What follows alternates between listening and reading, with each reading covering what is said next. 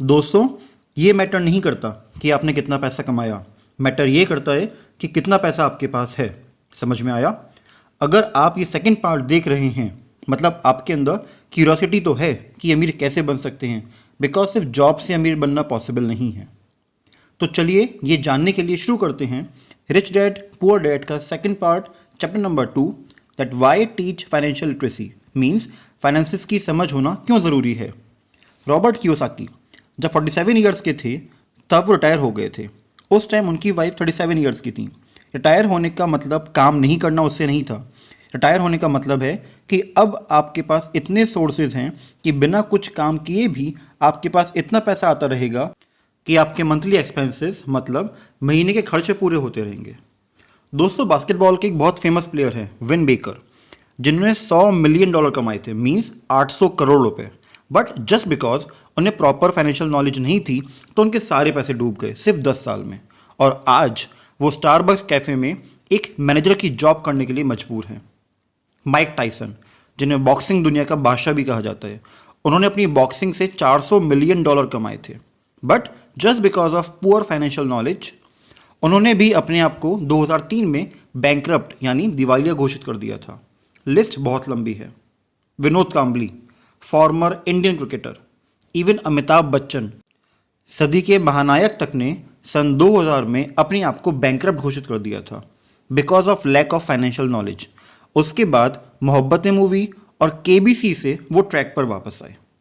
यहाँ से एक बात तो क्लियर है कि पैसा कमाना इंपॉर्टेंट नहीं है, पर पैसे को संभालना इंपॉर्टेंट है। अगर आपके पास फाइनेंशियल इंटेलिजेंस नहीं है तो वो पैसा 5 साल के अंदर अंदर खत्म हो जाएगा। जैसे महंगी कार खरीदेंगे, आप महंगे फ़ोन खरीदेंगे, वर्ल्ड टूर पर होके आएंगे, पर इन्वेस्टमेंट नहीं करेंगे। रिमेंबर वन थिंग, पैसा जल्दी कमाने का कोई तरीका नहीं है। जो ये बोलता है वो आपको बेवकूफ़ बना रहा है। घर बनाने के लिए पहले नींव खोदनी पड़ती है, फिर घर बनता है। बिना नींव के बनाए हुए घर बहुत जल्दी टूट जाते हैं। तो आपको जस्ट पैसा नहीं बनाना, आपको वेल्थ क्रिएट करनी है, संपत्ति खड़ी करनी है, जिसमें कम से कम 5 से 10 साल लग जाते हैं। रॉबर्ट कहते हैं कि अगर आज उनके और माइक के पास इतनी प्रॉपर्टी है, इतनी वेल्थ है, तो उसका सिर्फ एक रीज़न है, वो है बचपन में रिच डैड की दी हुई स्ट्रॉन्ग फाइनेंशियल एजुकेशन। तो जितना जल्दी आपको ये बात समझ में आएगी उतना बड़ा एम्पायर आप खड़ा कर सकते हो अपनी लाइफ में। दोस्तों, आपको एसेट्स और लाइबिलिटीज़ में डिफरेंस क्लियर होना चाहिए। फिर फोकस करें एसेट्स को बनाने में। अमीर लोग एसेट्स खरीदते हैं, पर पुअर और मिडिल क्लास लोग लाइबिलिटीज़ खरीदते हैं और उन्हें लगता है कि वो एसेट्स हैं। कड़वा है पर सच है। एसेट वो है जो आपकी जेब में पैसा डाले, चाहे आप काम करो या ना करो। लाइबिलिटी वो है जो आपकी जेब से पैसा निकाले। मतलब एसेट आपको पैसा देता है, लाइबिलिटी आपसे पैसा लेती है। तो आइए समझते हैं इस डायग्राम की हेल्प से। एसेट के कैश फ्लो पैटर्न में एसेट्स की हेल्प से आपकी इनकम होनी चाहिए, तभी वो एसेट है। वेयर एज लाइबिलिटी के कैश फ्लो पैटर्न में लाइबिलिटी आपकी इनकम स्टेटमेंट से पैसा निकाल लेती है, जिससे वो एक्सपेंस बन जाएगा। अब हम 3 कैश फ्लो पैटर्न देखते हैं, पुअर, मिडिल क्लास और रिच का। गरीब इंसान की जितनी सैलरी आती है वो सारी टैक्स, किराया, खाना, कपड़ों में निकल जाती है। मिडिल क्लास की 80% salary house loan, car loan, credit card, बच्चों की फीस, टैक्स में निकल जाती है। बाकी की सैलरी वैकेशन, कपड़ों में या घूमने में, मोबाइल फ़ोन में निकल जाती है। वेयर एज रिच पर्सन की इनकम एसेट साइड से बनती है। उसने अगर एक फ्लैट लिया हुआ है जिसने उसे रेंट पर दिया हुआ है तो वहाँ से इनकम आएगी। स्टॉक्स में इन्वेस्ट किया है, वहाँ से डिविडेंड आएगा। ऐसी और बहुत सारी चीज़ें होती हैं जहाँ से आपकी पैसिव इनकम क्रिएट हो सकती है। इसके लिए मैं अलग से एक वीडियो बनाऊंगा और उसका लिंक डिस्क्रिप्शन में डाल दूंगा कि हम अपनी पैसिव इनकम कैसे जनरेट कर सकते हैं। रिच पर्सन की इनकम हमेशा उसके एक्सपेंसेस से ज़्यादा होती है, जिससे कि वो बाकी पैसे को फिर से इन्वेस्ट कर सके। अगर आपकी सैलरी 2 लाख पर मंथ है और आपकी सारी सैलरी आपके खर्चों को पूरा करने में निकल जाती है, तो आपका कैश फ्लो पैटर्न एक गरीब व्यक्ति का है। ऑन दी अदर साइड, अगर आपकी सैलरी 50,000 पर मंथ है और साथ में 10,000 की आपकी रेंटल इनकम है और आपका मंथली एक्सपेंस 30,000 रुपये है, तो आपका कैश फ्लो पैटर्न एक रिच पर्सन का है। स्कूल में बच्चों को अच्छे मार्क्स लाने के लिए बोलते हैं, कॉलेज में बच्चों को अच्छी जॉब लेकर पैसा कमाना सिखाते हैं, बट उस पैसे को मैनेज कैसे करना है ये कोई नहीं सिखाता। उसको फाइनेंशियल इंटेलिजेंस बोलते हैं, जो हर व्यक्ति में होना बहुत ज़रूरी है। जिससे कि वो अपने कमाए हुए पैसे को अच्छे से मैनेज करना सीख जाए। बहुत सारे लोग बहुत मेहनत करते हैं, बहुत सारा पैसा कमाते हैं, बट उनके पास पैसा नहीं रुकता बिकॉज उन्हें पैसे को मैनेज करना नहीं आता। एक एग्जाम्पल लेते हैं।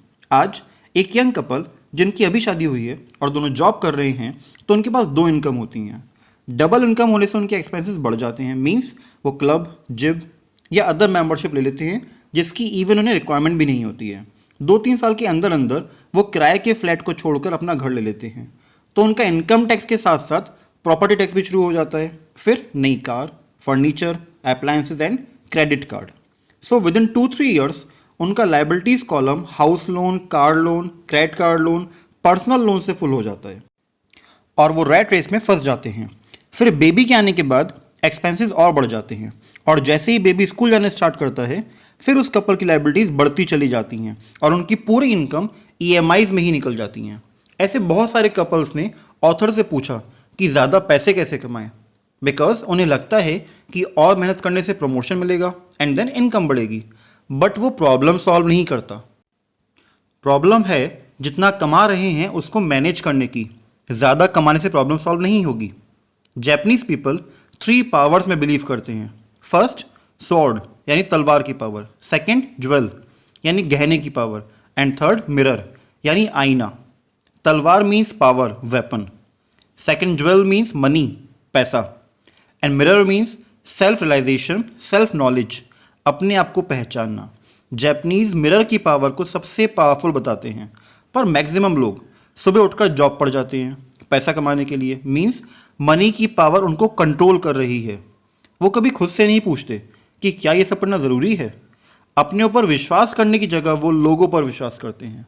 रॉबर्ट और माइक जब 16 साल के थे वो तब से रिच डैड के साथ उनकी मीटिंग्स अटेंड करते थे, जिसमें बैंकर्स, अकाउंटेंट्स, इन्वेस्टर्स, ब्रोकर्स और उनके एम्प्लॉयज़ भी आते थे जो उनसे बहुत ज़्यादा पढ़े लिखे थे। पर रिच डैड जो 10th पास भी नहीं थे वो उनको गाइड करते थे क्योंकि उनके पास समझ थी कुछ अलग करने की। रिच डैड कभी भी भीड़ चाल का हिस्सा नहीं बने। रिच डैड की डिक्शनरी में इम्पॉसिबल वर्ड नहीं था। उनके अकॉर्डिंग सारे काम जो हम सोच सकते हैं वो हम कर सकते हैं। वो हमेशा कहते थे एक इंटेलिजेंट व्यक्ति अपने से ज़्यादा इंटेलिजेंट व्यक्ति को हायर करता है, उन्हें जॉब देता है, क्योंकि आपका सबसे बड़ा एसेट आपकी एक अच्छी टीम होती है। स्कूल्स में बोलते हैं कि अगर मार्क्स अच्छे नहीं आएंगे तो ज़िंदगी में कुछ नहीं कर पाओगे, बट अगर आप में फाइनेंशियल इंटेलिजेंस है तो आप ज़िंदगी में कभी फेल नहीं होगे। हाँ, पर अगर आपके पास अच्छे मार्क्स भी हैं, अच्छी नॉलेज भी है एंड फाइनेंशियल इंटेलिजेंस भी है तो दोस्तों आप दुनिया पर राज कर सकते हो। रिच डैड के अकॉर्डिंग स्कूल सिर्फ जॉब करने वालों को ही पैदा करते हैं, जॉब देने वालों को नहीं। तो अगर आपके पास कोई ऐसा टीचर है जो आपको स्कूल कॉलेज की नॉलेज के साथ साथ फाइनेंशियल एजुकेशन भी देता है तो दोस्तों ज़िंदगी भर उस टीचर के कांटेक्ट में रहना, आपको कभी भी वो फाइनेंशियल प्रॉब्लम में पड़ने नहीं देगा। पुअर डैड के अकॉर्डिंग घर सबसे बड़ा एसेट होता है। मैक्सिमम अकाउंटेंट्स और पेरेंट्स भी यही मानते हैं। पर रिच डैड के अकॉर्डिंग घर एक लायबिलिटी है, क्योंकि घर हमें ज़िंदगी भर कुछ कमा कर नहीं देता। हमें घर पर लगातार खर्चे करते रहने होते हैं, जैसे house loan, property tax, insurance, maintenance, furniture etcetera. Possible है कि कुछ लोग बोलें कि घर बेचकर हम पैसे कमा सकते हैं ना, पर घर बेचकर आप सड़क पर तो नहीं रहोगे ना। घर चाहिए ही होगा आपको, चाहे छोटा हो या बड़ा। जितना बड़ा घर होगा लायबिलिटीज़ उतनी ज़्यादा होंगी। तो अपनी लाइफ में घर उतना ही बड़ा लें जितने की रिक्वायरमेंट है। सिर्फ शो ऑफ करने के लिए बड़ा घर लेने की कोई रिक्वायरमेंट नहीं है। तो यंग एज में बड़ा घर लेने से अच्छा है कि आप एक छोटा घर लें और बाकी पैसे को इन्वेस्ट कर दें एसेट बनाने में, जो बाद में आपको और पैसे बनाकर देता रहेगा। Now the question is why the rich get richer. अमीर लोग और अमीर कैसे बनते हैं? अमीर लोग एसेट्स बनाने में फोकस करते हैं जो बाद में उनको पैसा बनाकर देता रहता है, जिससे उनकी इनकम बढ़ती जाती है। उनकी लायबिलिटीज़ कम होती हैं जिससे उनके एक्सपेंसेस कम होते हैं। तो ग्रेजुअली इनकम कॉलम बड़ा हुआ होता है और एक्सपेंसेस कॉलम कम होता है, इसलिए वो और ज़्यादा अमीर बन जाते हैं। Second question, why middle class struggle. जितना मिडिल क्लास की सैलरी बढ़ती है उतना ही उनके खर्चे कंटिन्यूअसली बढ़ते रहते हैं और उनके एसेट्स बहुत कम होते हैं, जिससे कभी भी उनकी इनकम उनके एक्सपेंसेस ज़्यादा नहीं हो पाती है। तभी वो हमेशा स्ट्रगल करते रहते हैं। दैट मीन्स अगर आपको ज़्यादा पैसे कमाने हैं तो आपको ऐसे एसेट्स क्रिएट करने होंगे जो आपको पैसिव इनकम देते रहें। बकमिस्टर फुलर ने एक डेफिनेशन दी है वेल्थ की कि अगर एक व्यक्ति आज काम करना बंद कर दे तो कितने दिनों तक वो बिना काम किए गुजारा कर सकता है, बिना खर्चे कम किए। उस एबिलिटी को वेल्थ कहते हैं। फॉर एग्जाम्पल, अगर आपकी सैलरी आज 22,000 पर मंथ है और आपकी पैसिव इनकम 8,000 पर मंथ है, टोटल 30,000 पर मंथ, आपके खर्चे हैं 16,000 पर मंथ। अगर आपने आज काम करना बंद कर दिया तो आपको मिलेंगे 8,000 पर मंथ आपकी पैसिव इनकम से और खर्चे हैं 16,000 पर मंथ। तो आप सिर्फ आधे महीने यानी 15 दिन तक सर्वाइव कर सकते हैं। यही पैसिव इनकम अगर आपकी 16,000 पर मंथ या उससे ज़्यादा हो गई तो आप ज़िंदगी भर सर्वाइव कर सकते हैं। इसका मतलब ये हुआ कि अगर आपने इतने एसेट्स बना लिए जो आपको इतनी पैसिव इनकम दें जो आपके एक्सपेंसेस से ज़्यादा हों, तो आप वेल्दी हैं या फाइनेंशियली फ्री हैं। फिर चाहे आपकी पैसिव इनकम 10,000 रुपये हो या फिर 5 लाख, मीन्स आपको सर्वाइव करने के लिए या पैसों के लिए काम कभी नहीं करना पड़ेगा। तो अगर आपको अमीर बनना है तो आपके पास प्रॉपर फाइनेंशियल नॉलेज होनी चाहिए। तो चलिए अब देखते हैं superfine quotes and tips from this chapter number 2। First point is, ये मैटर नहीं करता कि आपने कितना पैसा कमाया, मैटर ये करता है कि आपने उस पैसे को कैसे संभाल कर रखा और आप उसे कैसे बड़ा कर रहे हैं। सेकंड पॉइंट, अगर आपके पास फाइनेंशियल इंटेलिजेंस नहीं है तो आपका सारा पैसा बहुत जल्दी चला जाएगा। थर्ड पॉइंट इज, अमीर लोग एसेट्स बनाते हैं जबकि पुअर और मिडिल क्लास लोग लायबिलिटीज को खरीदते हैं जो उन्हें लगता है कि वो एसेट्स हैं। फोर्थ पॉइंट, वेल्थ क्रिएट करने का कोई शॉर्टकट नहीं होता because good things takes time. Assets आपकी जेब में पैसा डालते हैं जबकि लायबिलिटी आपकी जेब से पैसा निकालती है। सिक्स पॉइंट, जापानीज के अकॉर्डिंग हमें पावर ऑफ मिरर पे फोकस करना चाहिए। मींस हमें अपने ऊपर काम करना चाहिए, हमें नॉलेज एक्वायर करनी चाहिए, फाइनेंशियल नॉलेज, फाइनेंशियल लिटरेसी, ना कि हमें पैसे के पीछे भागना चाहिए। सेवेंथ पॉइंट इज, आपका घर एक लायबिलिटी है, एसेट नहीं है, क्योंकि हमेशा हम घर पे खर्चे करते रहते हैं एंड कभी भी हम घर को बेचकर सड़क पे नहीं सोने वाले। Last and the eighth point is, आपकी पैसिव इनकम हमेशा आपकी लायबिलिटी से ज़्यादा होनी चाहिए। तो दोस्तों गारंटीड है कि आपको अमीर बनने से कोई नहीं रोक सकता। दोस्तों, note down all these points on a notebook. Screenshot मत लेना बिकॉज लिखने से अच्छे से समझ में आता है एंड उसे डेली देखो जिससे तुम भी फाइनेंशियली फ्री बन सको। इस वीडियो को लाइक करें, चैनल को सब्सक्राइब करें और अगर इस वीडियो ने आपका सोचने का नज़रिया बदला है तो कमेंट किए बिना मत जाना। भगवान करे आप भी जल्द से जल्द फाइनेंशियली इंडिपेंडेंट हो। Thank you.